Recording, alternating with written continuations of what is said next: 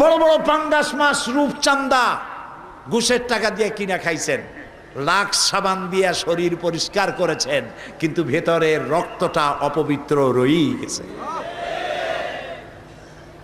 জামা গায়ে দিয়েছেন ফ্রেশ, পরিষ্কার পরিচ্ছন্ন, তারপরে স্প্রে করেছেন আতর, হাজারে আসওয়াদে যে আতর লাগানো হয় সেইটা মাখছেন, কিন্তু জামাটা কিনেছেন ঘুষের টাকা দিয়া, হারাম পয়সা দিয়ে।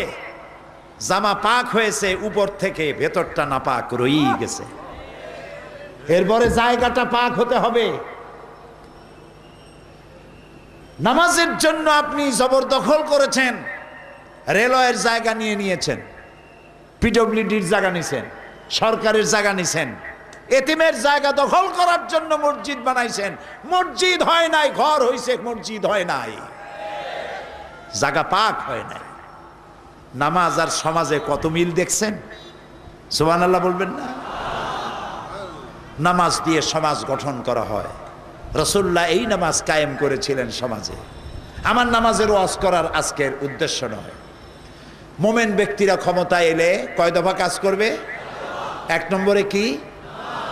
2 নম্বরে যাকাত। যাকাত আদায় করবে। এই যাকাত সরকার আদায় করবে, সরকার বিতরণ করবে। যেহেতু এখন ইসলামী সরকার নাই, সেহেতু জনগণ নিজেরা যাকাত দেয়। কিভাবে দেয়? যাকাতে শাড়ি আর লুঙ্গি কেনে, আর খবর দেয় আমার বাড়িতে যাকাত বিতরণ হবে, আপনারা নিতে আসবেন। এটি একটি এক্সিবিউশন।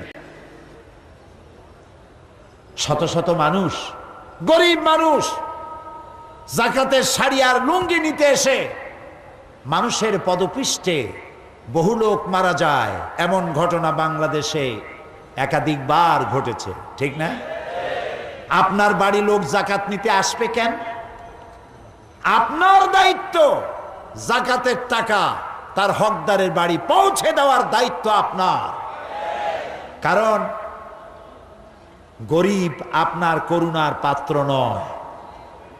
অফি আমওয়ালিহিম হাক্কুল লিসাইলি ওয়াল মাহরুম। আল্লাহ রাব্বুল আলামিন বলেন, ধনীদের সম্পদের ভিতরে গরিবদের অধিকার রয়েছে। এ গরিব মানুষগুলি তোমার করুণার পাত্র নয়, ওদের অধিকার আদায় করে দাও। সেই যাকাতের টাকা শাড়ি আর লুঙ্গি নয়, মোস্ট আনসাইন্টিফিক। রাসূলুল্লাহ কি দিয়েছিলেন? এক ভিক্ষুক এলো, রাসূলের আদত মোবারক দেখেন। রাসূলুল্লাহর কাছে কেউ কোনো জিনিস চাইতে এলে তিনি কখনো না শব্দ জীবনেও বলেন নাই। সুবহানাল্লাহ কইতে ইচ্ছা করে না? পকেটে হাত দিয়া যদি কিছু থাকতো দিতেন, না থাকলে বলতেন তুমি আবার এসো, দেব না, এই কথা কোনো দিন বলেন নাই। সুবহানাল্লাহ। এক ব্যক্তি এলো, হে রাসূল আমি না খাওয়া, আমার আল্লাহর রাস্তায় খয়রাত দেন। রাসূলুল্লাহ ভিক্ষা দিছিলেন? জিজ্ঞেস করলেন তোমার আছে কি? লোকটা কি বলল? কি বলল? সকলেরই মনে আছে, কিন্তু কাজে লাগাই না। রাসূলুল্লাহ বললেন কম্বল আনো, কম্বল বিক্রি করো। বিক্রি হলো। বিক্রি করিয়া তারপরে সেই টাকা দিয়ে কি কিনলেন? কি কিনলেন? রাসূলুল্লাহ তার পবিত্র হাত দিয়া এই কুড়ালের মধ্যে হাতল লাগাই দিলেন, বললেন যাও জঙ্গলে যাও, কাঠ কাটো, বাজারে বিক্রি করো। আর জিন্দেগিতে মানুষের কাছে হাত পেত না। রাসূলের হাত লাগানো এই মহা বরকতে এই লোকটি জঙ্গলের কাঠ কেটে জীবিকা নির্বাহ করে বেশ কিছুকাল পরে রাসূলের খেদমতে এসে হাজির। বলছেন ইয়া রাসূলুল্লাহ, আপনি কি আমাকে চিনতে পেরেছেন? আমি সেই ভিক্ষুক যাকে আপনার কাছে ভিক্ষা চাওয়া হয়েছিল, আর আপনি আমাকে কুড়াল দিয়েছিলেন। জঙ্গলে কাঠ কেটে কেটে বাজারে বিক্রি করে আমার সংসার যাত্রা নির্বাহ করে আমার কাছে এখন যাকাত দেওয়ার মতো অর্থ জমা হয়ে গেছে। এটা ইসলামের সৌন্দর্য। যাকাত এই সিস্টেম দিয়ে ইসলামের এটি লক্ষ্য নয় যে এক শ্রেণীর লোক চিরকাল এভাবে দিতে থাকবে আর এক শ্রেণী চিরকাল হাত পেতে নিতে থাকবে। এটা ইসলামের উদ্দেশ্য এবং লক্ষ্য নয়।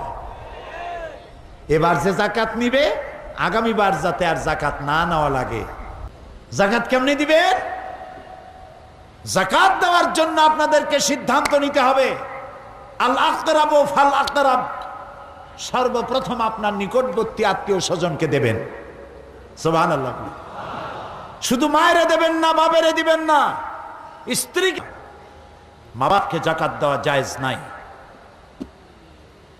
এই যাকাত আপনি যখন দিবেন তখন একটু চিন্তা করেন যে আমার এবার যাকাতের টাকা হয়েছে 10 লাখ, এই টাকা দিয়ে আমার আত্মীয়দের মধ্যে এই কয়জন আত্মীয়কে এবার আমি প্রোভাইড করব। একজন গরিব যুবক, শিক্ষিত যুবককে একটা কম্পিউটার কিনে দিয়ে রাস্তায় বসায় দেন। সে ইনকাম করে পরবর্তী বছর আপনার কাছে আর যাকাত চাইতে আসবে না, ঠিক কিনা?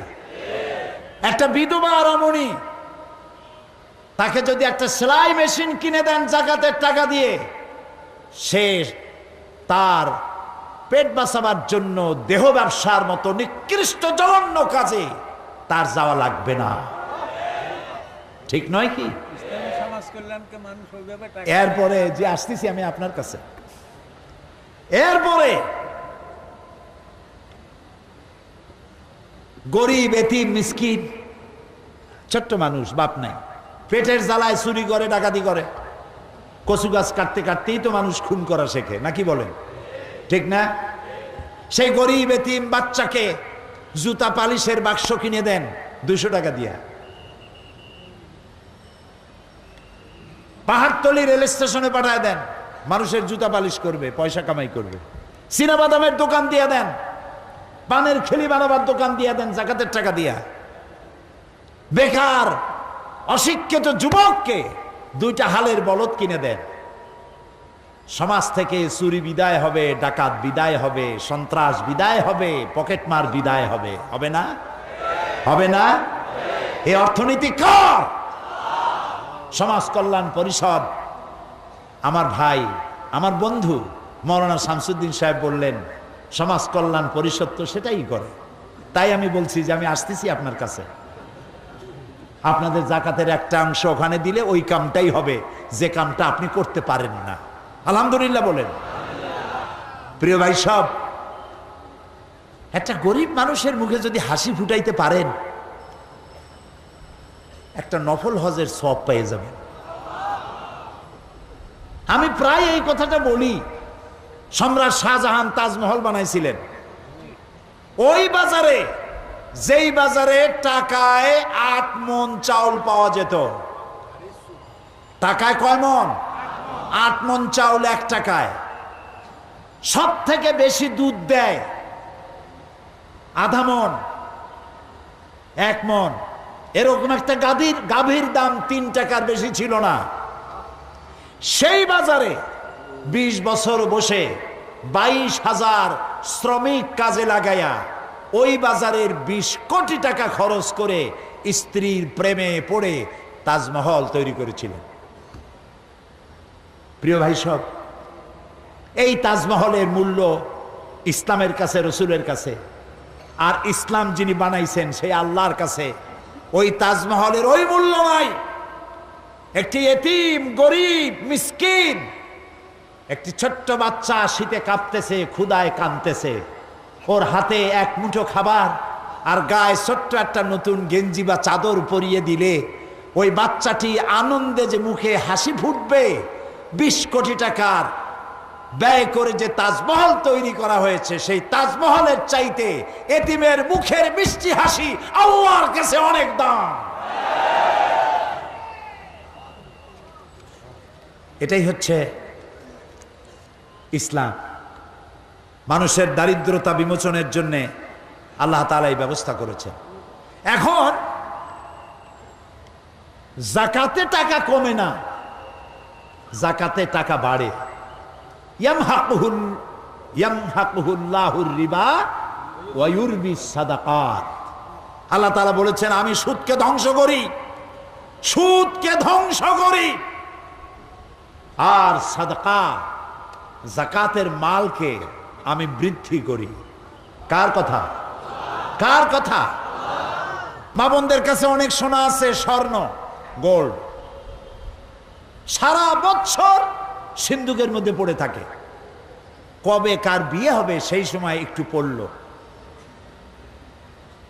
যে বেচারা কিনে দিল সেই স্বামীরেও একদিন সাজে গুজে দেখাইল না। অবশ্য চট্টগ্রামে এরকম মেয়ে লোক আছে বলে আমি মনে করি না।